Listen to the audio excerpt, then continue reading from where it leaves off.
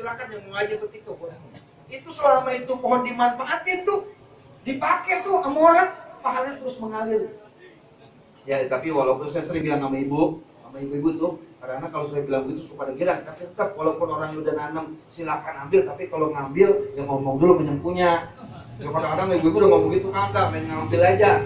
Pulang ngaji dulu kan masih banyak pulakan. Biasanya orang dulu kalau pulakan itu. Assalamualaikum warahmatullahi wabarakatuh. Sebelum Anda menyaksikan channel kami, alangkah baiknya Anda subscribe dahulu. Manusia paling mulia Nabi kita Muhammad, manusia paling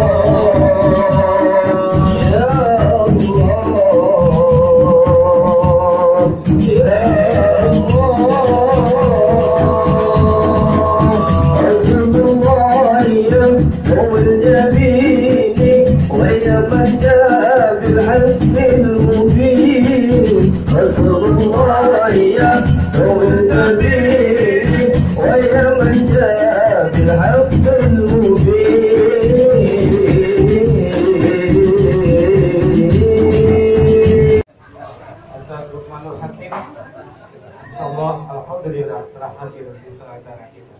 Itu pada salam Bapak Kiai Haji Lukmanul Hakim, kami persilakan.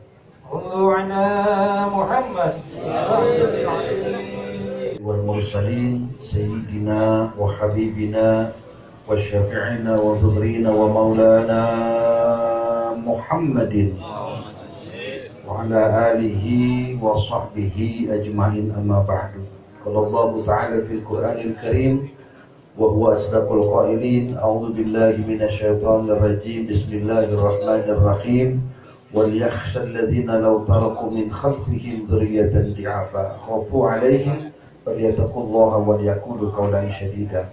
Shadaqallahul 'azim wa shadaqa rasuluhul habibun nabiyul karim wa nahnu 'ala dzalika minasy syahidin wa syakirin walhamdulillahi rabbil. Hadratul kiram, para alim ulama, para asatidz, para tuan-tuan guru yang hadir pada malam hari ini yang saya muliakan.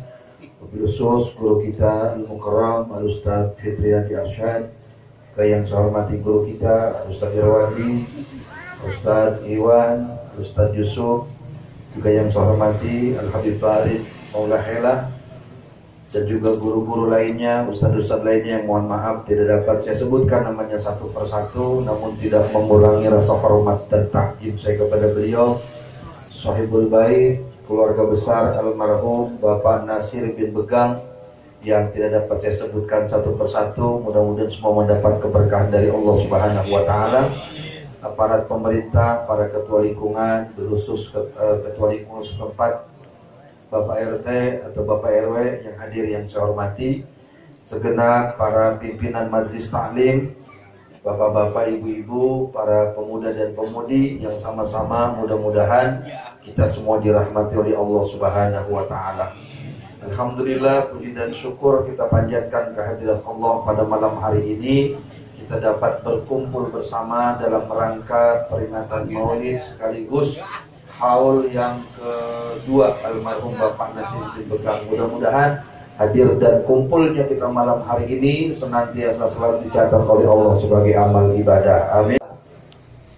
Baina yadir rahmati itu ulama menafsirkan adalah hujan. Jadi hujan itu adalah rahmat Allah. Jadi kalau acara diturunin hujan, insya Allah dapat rahmat dari Allah Subhanahu wa Ta'ala. Walaupun kadang-kadang orang ada yang suka lari dari rahmat Allah. Dia turun hujan dia lari begitu. Dulu ada cerita ustad. Ya ustadnya rupanya ustadnya pintar juga ini, namanya Ustad Timar. Itu mah inisial aja.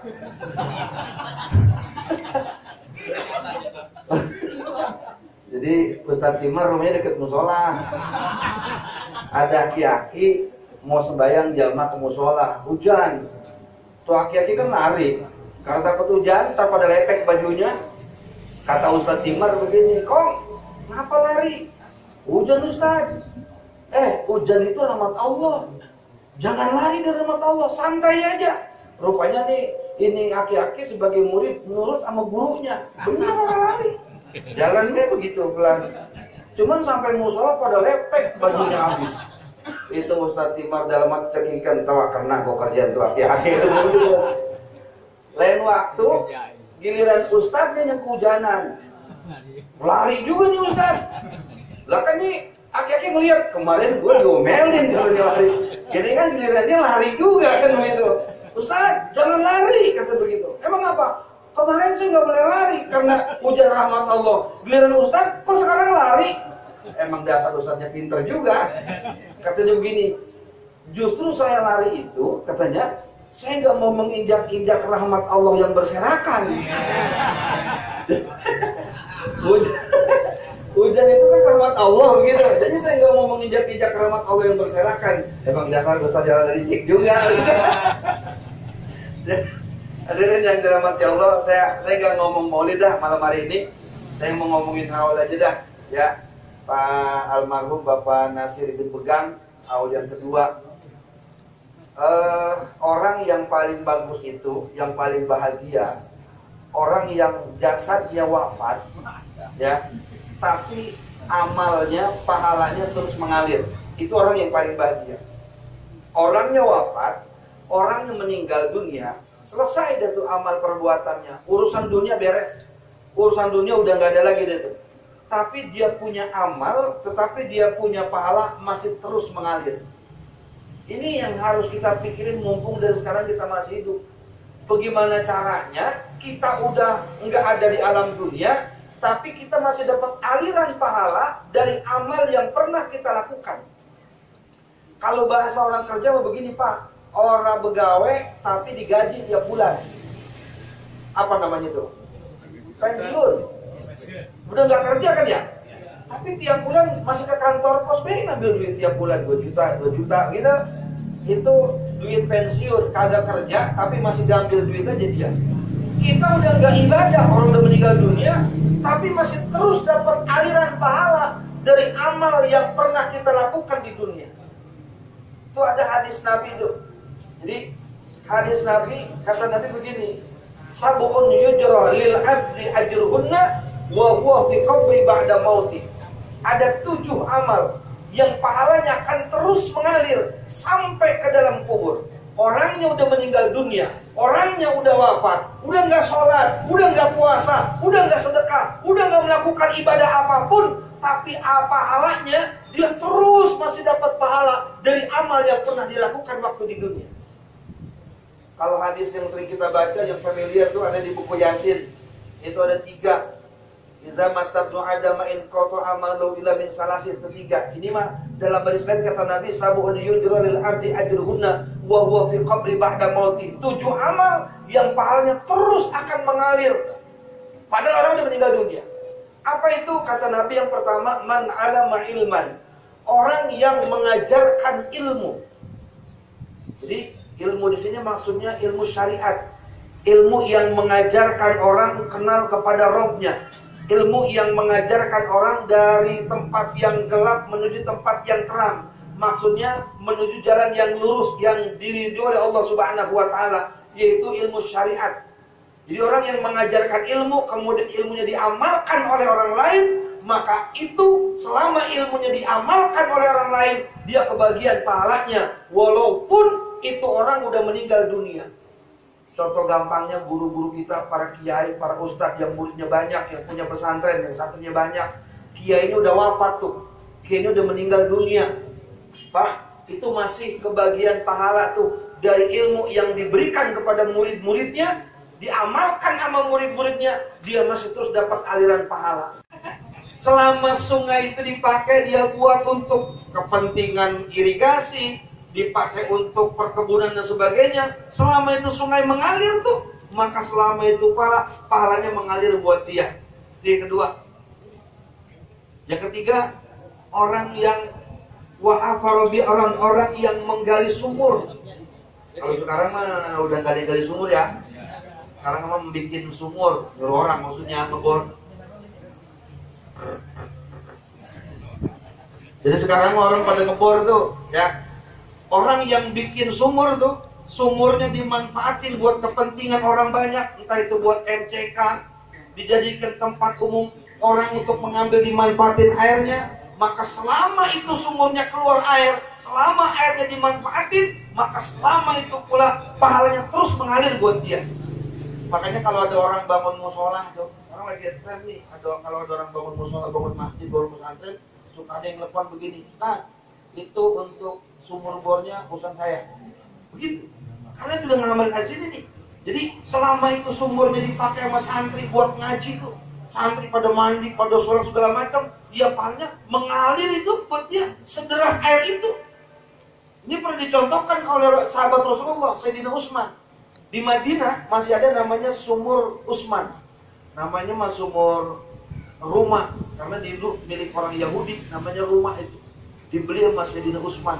Di Madinah itu nggak ada sumber air kecuali sumurnya si rumah itu. Karena sahabat muhajirin yang biasa di Mekah kan sana ada sumber Zam-Zam. Jadi mereka bebas pakai air, gampang dah. Begitu hijrah ke Madinah, ternyata di Madinah susah air. Ada air satu-satunya yang masih mengalir, sumur orang Yahudi itu. Dimanfaatin sama orang Yahudi, dijual tuh. Mahal harganya. Banyak sahabat yang nggak kagak kebeli tuh, kesulitan air. Dan itu terdengar oleh Rasulullah, kata Nabi begini, sahabat siapa yang bisa bebasin ini sumur nih, pokoknya pahalanya jaminannya surga. Oh itu kedengeran sama Sayyidina Utsman tuh. Sayyidina Utsman selain sahabat, orang kaya, saudagar. Luar biasa. Ulama, sahabat, kaya, saudagar juga. Disamperin tuh, di lobi si rumah itu, si orang Yahudi ini, supaya sumurnya dijual. Diajak Quran, wakafin di masjid musola. Walaupun kita gak bisa baca Quran nih, ketika kita mewakafkan Al-Quran di masjid dan di musola atau di mana saja, atau di pesantren misalnya, dibaca sama santri, kita mah di rumah Pak, lagi tidur, kita lagi ngomong cucu, kita lagi main sama bocah, nggak baca Quran, kita dapat pahala baca Quran tuh. Dari mana? Dari Quran yang kita wakafkan, dibaca sama orang, kita kebagian pahalanya, dan itu tidak berkurang sedikit pun. Makanya kalau dulu di Mekah, di Madinah, ya, Sadu Subyah, di depan Masjid Nabawi, di depan Masjidil Haram tuh, itu ada orang hitam bawa gerobak tuh. Udah, dia suka teriak tuh, wakaf, gitu. Ada Qurannya satu jenis, cuma dua ukuran, yang gede dan yang kecil. Kita disuruh beli Quran itu tuh, suruh bawa, suruh masukin ke Masjidil Haram, suruh wakafin ke Masjid Nabawi. Coba bayangin, di Masjidil Haram, di Masjid Nabawi, kalau kita ngewakafin Quran di sana tuh satu sebanyak-banyak. Di Masjid Nabawi orang ratusan, ribuan, bahkan jutaan. Apalagi kalau musim haji, orang-orang seluruh dunia kumpul di situ. Kita naruh Quran. Tapi silakan yang mau ngaji petik tuh Quran. Itu selama itu mohon dimanfaatin tuh, dipakai tuh sama orang, pahalanya terus mengalir.